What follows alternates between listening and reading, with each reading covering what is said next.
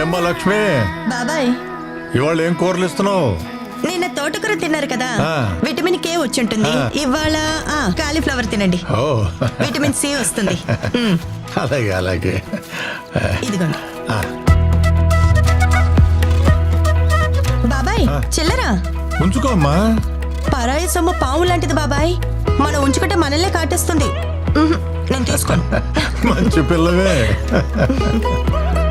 ఏంటి KYC update చేయాలా? Aadhaar pan enter చేసి మీకు ఓటీపీ సబ్మిట్ చేయాలి, అంతే కదా? మీరు లింక్ పంపించండి, చేసేద్దాం. ఫ్రెష్ కూరగాయలు ఏమున్నాయి? ఆ, ఇవన్నీ ఫ్రెషే. ఫ్రెషా? ఏం ఫ్రెష్ ఉన్నాయి? వంకాయ ఏమో వంకరగా ఉంది, టమాటా ఏమో పుచ్చిపోయింది, ఆలుకేమో బొక్కలు. తెలిసిందేగా. ఇంకా ఏం తెలుసు నీకు? అన్నీ తెలుసు మాకు. గోడౌన్ నుంచి తక్కువ రేట్లు తీసుకొచ్చి ఇక్కడ మా అందరికి హై రేట్స్కి అమ్ముతారు. ఇన్ని తెలిసిన నీకు బ్యాంక్ వాళ్ళు కేవైసీ అప్డేట్ చేయడానికి ఎలాంటి లింకు పంపరని తెలీదా? తెలీదు. అలా అప్డేట్ చేయాలంటే నేరుగా బ్యాంక్ వెళ్ళి అప్డేట్ చేయాలని తెలీదా? తెలీదు.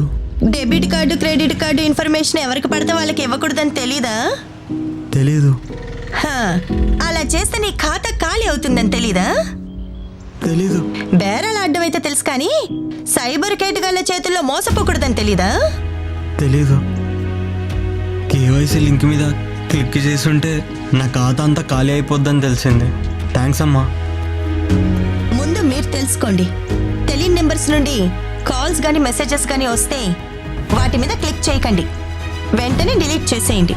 ముఖ్యంగా సాఫ్ట్వేర్ ఉద్యోగులు, వృద్ధులు, పదవి విరమణ చేసిన వాళ్ళు, గృహిణులు వచ్చిన లింక్స్ ని సరిగ్గా గమనించకుండా క్లిక్ చేసి మోసపోతున్నారు. ఇలా మోసపోతున్న వాళ్ళల్లో ఎక్కువ మంది చదువుకున్న వాళ్లే ఉండటం ఆశ్చర్యం. సైబర్ కేటుగాళ్లు రోజుకొక కొత్త పద్ధతిలో మన ముందుకొస్తున్నారు. తస్మాత్ జాగ్రత్త.